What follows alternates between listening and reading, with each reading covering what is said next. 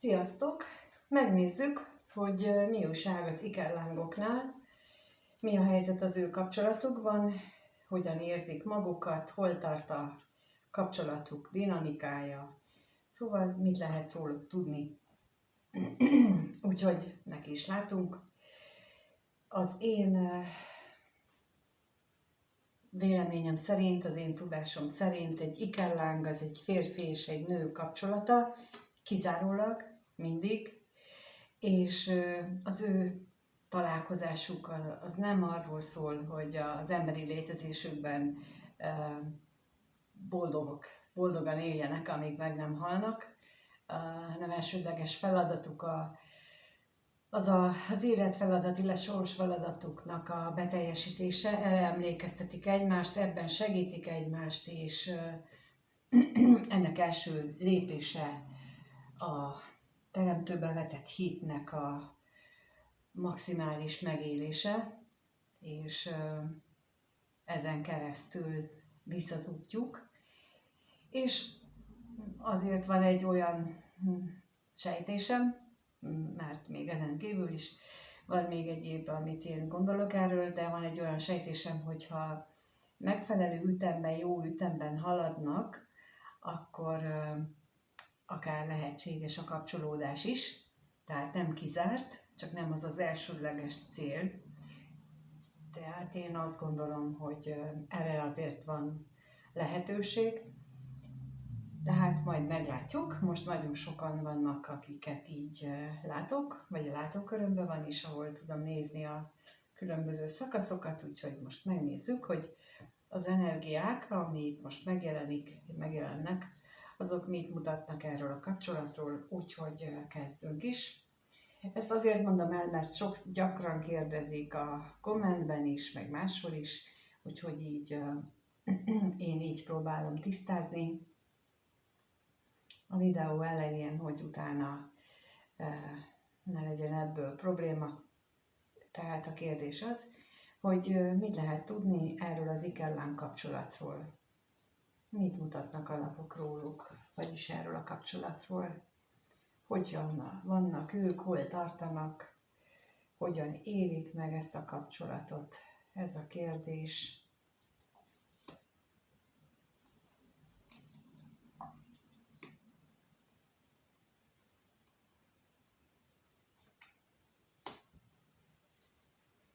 Úgy látom, hogy néhányan elbizonytalanodtak a tekintetben, amit a múltban akár hittek, akár úgy, mint egyházi tanításban hittek, vagy akár a más dolgok tekintetében hittek. A lényeg az, hogy ami múltbeli tapasztalásuk volt, hitrendszerük például, abban bizony elbizonytalanodtak, és nagyon sokat gondolkodnak rajta, és hát mondjuk úgy, hogy ez azért harmonizál a sors feladatukkal, körülbelül, amit az előbb elmondtam, tehát, hogy ők valójában ezért találkoznak.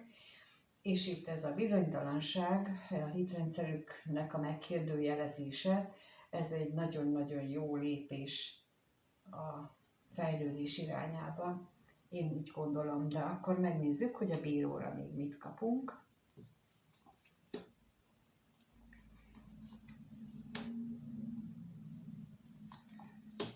Mire vágyik ilyen nagyon?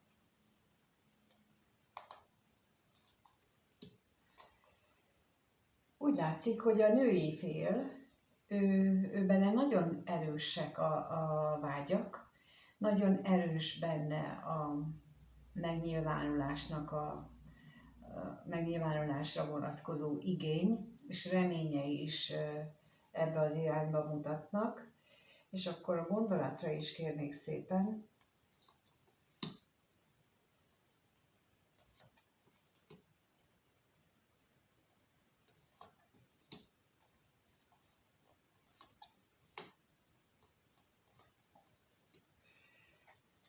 De úgy látom, hogy jelenleg ők nincsenek együtt, mint hogyha a férfi fél az magába fordulna, szomorkodik, és azt hiszem, hogy ő kitart még a régi hitrendszerei mellett, bár a találkozás, ami a női féllel, tehát az ikerláng párjával történt, az számára egy örömteli élmény, és szeretné, hogyha megújulna, tovább fejlődne, alakulna, de ekközben ő rengeteget gondolkodik azon, hogy tulajdonképpen mi történik itt, és miért úgy alakulnak a dolgok, ahogy, de nem ő az, aki megkérdőjelezi a hitrendszerét, úgy látom, hanem a női fél. Még kérnék szépen a lelkészre. Na, milyen irányba haladnak itt a dolgok? Hát, nem nagyon árulják el, de mi az, amit hátra haladnak?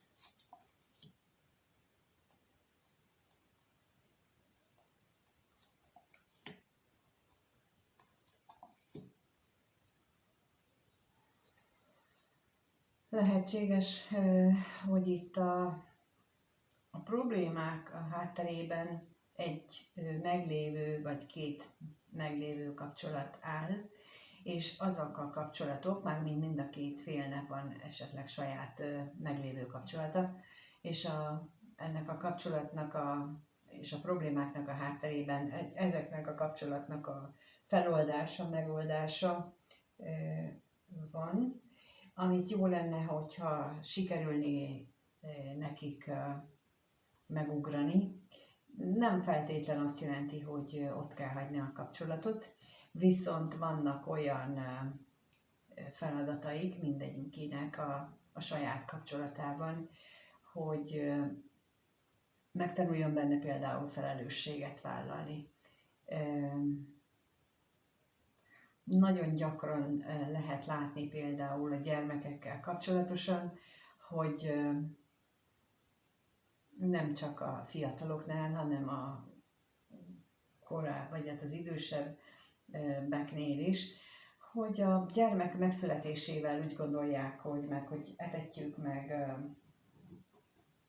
agyonajnározzuk, akkor ezzel meg is van oldva a gyermekről való gondoskodás, de valójában a gyermeknek a szellemi fejlődésével nem foglalkoznak, azt, hogy esetleg hogyan éli meg az a gyermek a gyermekkorát, mert mondjuk a szülők veszekednek, akár legkisebb dolgokon is, tehát hogy a szülők nem egy jó párkapcsolatot élnek, erre nem gondolnak, és a felelősségvállalás tulajdonképpen ott is már megjelenik, hogy például a gyermekért való felelősségvállalás, hogy tudatában vagyok annak, hogy amikor én veszekszem a párommal, az a gyerekemre negatív hatást fog hozni, és nem csak most, hanem felnőtt korában is. És felelősségem tudatában kezdek el veszekedni, aztán meg majd utána nekiállok és ki radírozom a gyermek fejében ezt az eseményt, hogy akkor ne okozzak neki bajt. No hát ez lenne a megoldás. Például a belső gyermektanfolyamon is ilyenekről szoktunk beszélni, mert hogy folyamatosan ébredünk rá arra, hogy mennyi mindent követtünk el mi is a saját gyerekünkkel, de helyre lehet őket hozni mindig,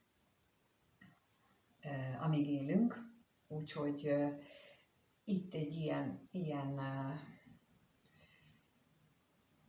párkapcsolati problémáról lehet szó, amit mondom, hogy jelenthet vállást is, de jelenthet egy olyan mintának a lezárását is, amit eddig abban a családban követtek, ahogyan eddig viselkedtek egymással, úgyhogy ez itt van a levegőben, de ez bőven ott van az ikerlángok a találkozása célja között, tehát ez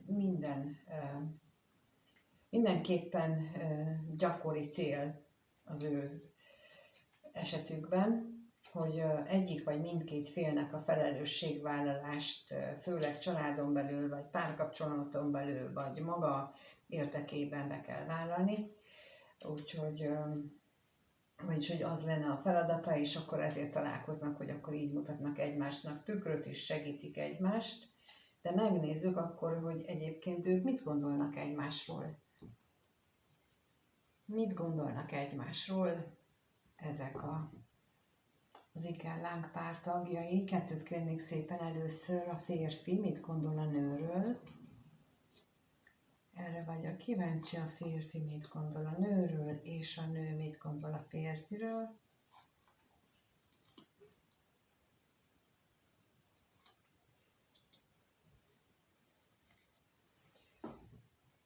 Különös szokásai lehetnek a nőnek, a férfi szerint, legalábbis gondolataiban így gondolja.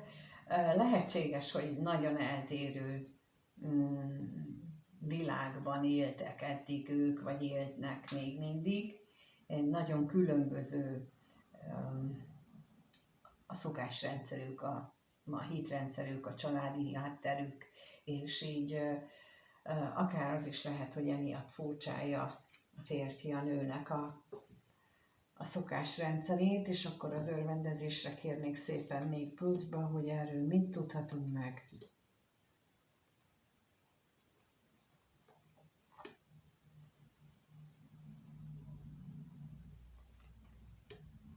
És a hamisság, arra is kérek.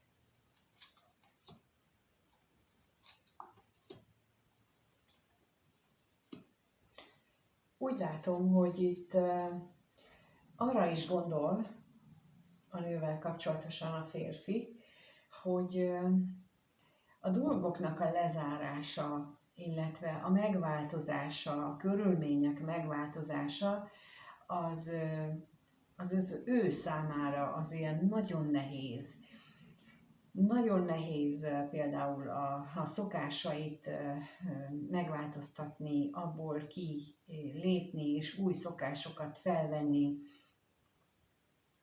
akár lakhelyet változtatni, akár tehát ilyen baráti környezetet változtatni, és azt látja a másik félnél, mármint a nőnél, hogy őnála ez teljesen másképp van. És láthatólag a másik oszlopban is erről van szó, hogy bár érzelmeiben fájdalmat él meg, például egy anyagi veszteségnél, vagy a családdal kapcsolatos veszteségnél, de mégis képes valahogy így érzelmileg megújulni, képes ezeket a dolgokat felújítani, túltenni magát rajta. Tehát ezt a fajta szokását a nőnek, ezt furcsája, viszont nem azt látom, hogy elítélné, sokkal inkább ilyen ösztönzőnek használ, vagy ösztönzőnek éli meg. A nő közben úgy látja, hogy a férfi nagyon is nehezen akar vele találkozni, de akkor itt a szerencsétlenségre kérnék szépen, hogy nehezen, vagy pedig szenvedélyesen.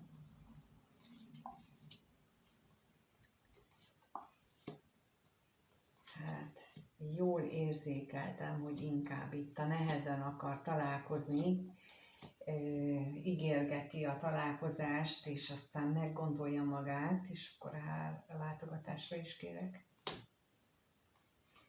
Meggondolja magát, aztán nem lesz belőle semmi, aztán lehet, hogy mégis lesz, de aztán mégsem lehet, mert ott van a család, és ott van a másik, és annyi minden nehézség jön össze, és meleg van, és esik az eső, és fúj a szél, és nyár van, és minden. Tehát ebből azt akartam ezzel kifejezni, hogy gyakorlatilag mindig van valami olyan kifogás, ami miatt meg lehet ezt itt egy megbeszélt találkozást például meg lehet változtatni, és azt látom, hogy itt szóban ez így rendszeresen meg is történik, méghozzá úgy, hogy a férfi ezt így kigondolja magában, hogy majd mi lesz az indok, viszont itt tényleg erről van szó, hogy a férfit azt ilyen szempontból megbízhatatlannak tartja, vagy úgy gondolja a női fél, hogy elég megbízhatatlan a férfi, így a találkozás vagy az ígéretek szempontjából. És akkor ez megint visszavezethető a felelősségvállalásra, tehát az ígéretek betartása, az a felelősséget vállalok a kimondott szavaimért. Ez ezt jelenti szó szerint, mert amúgy meg nem mondom ki, ha nem akarok felelősséget vállalni érte. Na de megnézzük, hogy mit éreznek ők egymás iránt.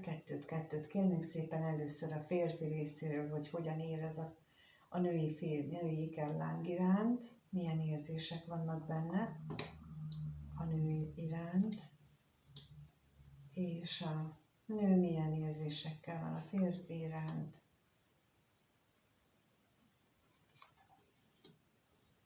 No, hát azt látom, hogy a férfinak elsősorban úgy tűnik, hogy anyagi problémák állják útját az érzései megnyilvánulásában. A nőnél viszont a távolság az, ami a kettejük között meglévő távolság, de ez lehet érzelmi távolság, lehet valódi fizikai távolság, és mint az előbb mutatták a lapok, tehát ilyen szokások, eltérő szokásokban is megnyilvánulhat, tehát hogy ez őrült nagy különbséget jelent ilyen szempontból. Na, akkor az ellenségre kérnék szépen, hogy mit érez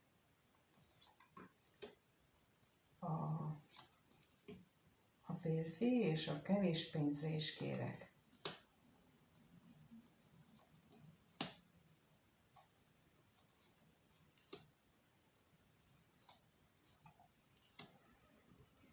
Érdekes, mert ellentmondásosak az érzései, mert miközben az anyagiak hiányát okolja, vagy leginkább az dominálja az ő érzéseit ezzel az ikerlántásával kapcsolatosan, mégis úgy gondolja, hogy amikor ők találkoznak, vagy a kettejük találkozása, az tulajdonképpen egy nagyon szerencsés fordulat az életében, és az érzések tekintetében is egy hatalmas változást, egy hatalmas meglepetést okozott a számára, de hát mégsem tudja elképzelni pillanatnyilag azt, hogy ő például az ő családját, vagy az ő otthonát beáldozza azért, hogy ők találkozzanak, illetve hogy ők együtt legyenek. Legfeljebb csak úgy, hogy hármas kapcsolódásban, tehát egy ilyen jelenleg meglévő kapcsolata mellett működőként tudja ezt így elképzelni pillanatnyilag. És akkor nézzük, hogy a női fél részéről, mint mondtam, egy távolságról van szó, de milyen távolság, és akkor a katonatisztre kértek el, melyik lehet ez, amit elsoroltam a közül.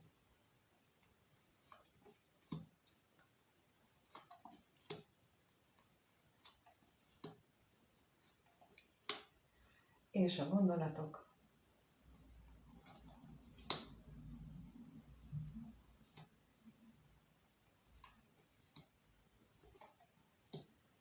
Úgy látom, hogy nagyon fontos a női félnek, illetve nagyon bántja az a megbízhatatlanság, amit a férfi részéről tapasztal, mert itt is ennek a lenyomatát látom a kártyákban, tehát hogy ő a be nem tartott ígéretek, a találkozással, az együttléttel összefüggésben, azok a gondolatok, amit a férfi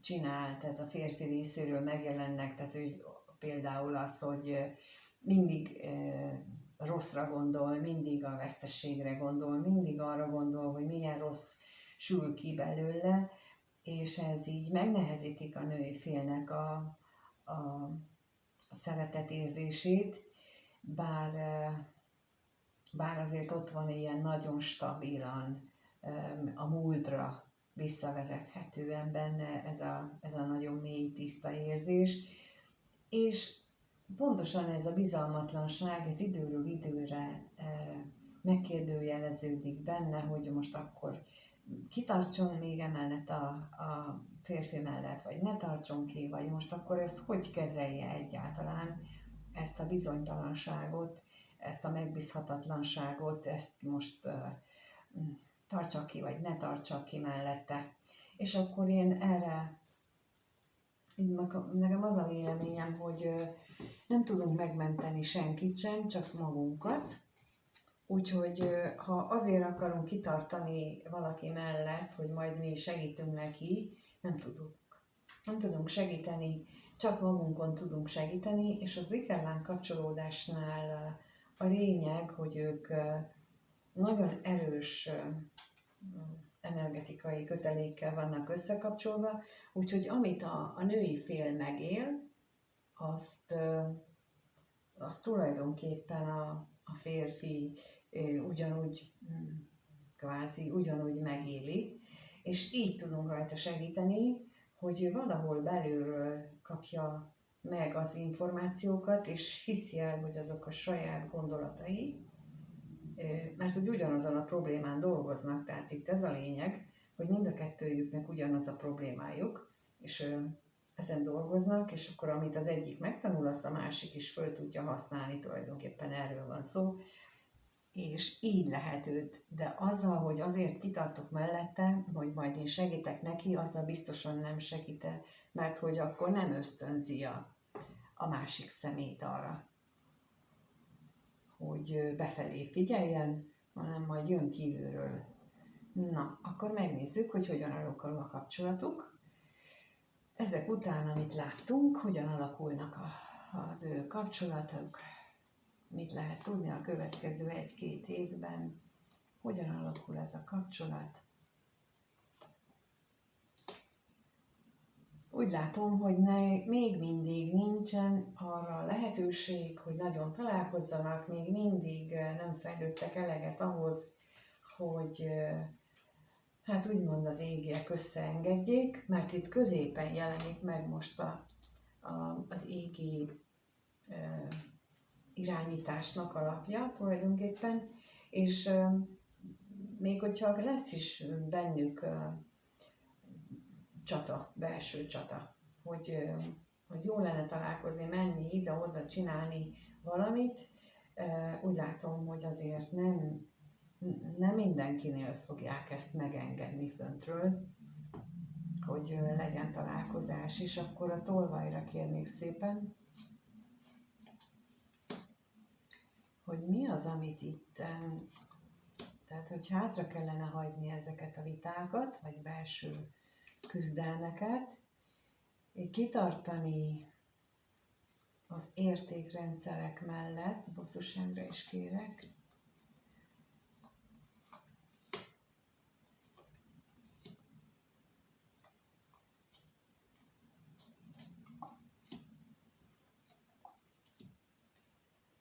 hát itt a férfi részéről jó lenne, hogyha nem a veszteségre fókuszálna, hanem a múlt értékeire például, és a lélek változásra, vagy hát tulajdonképpen azt mondanám inkább, hogy a női félnek a lelki értékeire, és itt már úgy látom, hogy minthogyha ők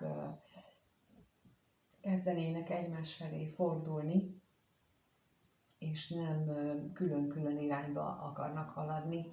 Úgy látszik, hogy ez most egy ilyen időszak lehet a számukra, amikor valami olyan gondolat és történés lesz, ami ezt lehetővé teszik, hogy ők egymás felé induljanak el, de akkor az utazásra kérnék szépen, az elindulásra, hogy lesz-e itt tényleges elindulás, vagy csak kommunikáció. Hát arról lesz kommunikáció, hogy de jó lenne, jaj, de szeretném újra kezdeni, új szintre emelni, megújítani ezt az egészet.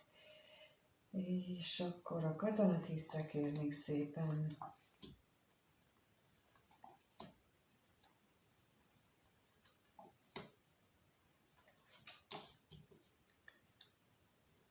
A vágyak. Hát igen, lehetnek olyan erősek a vágyak, meg az érzések, hogy itt ezek félelemmel is el tudják tölteni, de attól is lehet, hogy fél egyik vagy másik személy, hogy, hogy mi történik, hogy így külön vannak és nincsenek együtt, hogy nem kerül el másiknak valaki, másik partner, akivel összeáll, és akkor vagy egy új barátnő, vagy egy új hármas kapcsolódás. Szóval, hogy itt ez a bizonytalanság, ez itt van benne mindenkibe, vagy mindegyikbe benne lehet, úgyhogy, de azért azt látom, hogy itt tényleg egy nagyon pozitív változásra van remény, hogy ők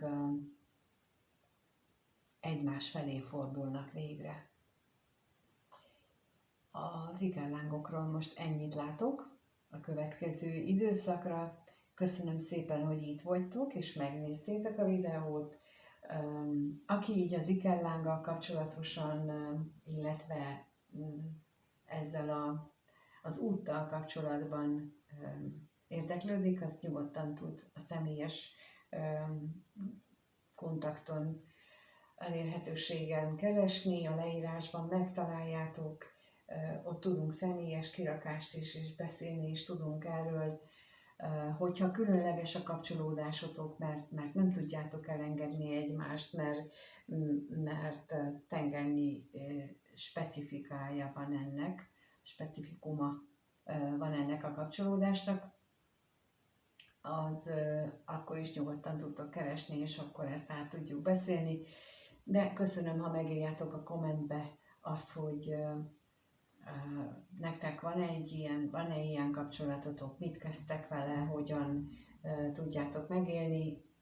Köszönöm mindenkinek, és a lájkot és a feliratkozást is köszönöm, főleg, hogyha van ismerősötök, és megosztjátok vele, aki szerintetek ilyen ikerlángban, vagy esetleg olyan csoportba vagytok együtt, hogy neki is elkülditek, az is nagyon jó, mert akkor a YouTube még több mindenkinek ajánlja fel, és akkor így talán olyanokhoz is eljut, akik korábban nem gondolták volna, hogy ők ilyen kapcsolatban vannak. Köszönöm, úgyhogy amíg nem találkozunk mindenkivel, addig minden jót kívánok. Sziasztok!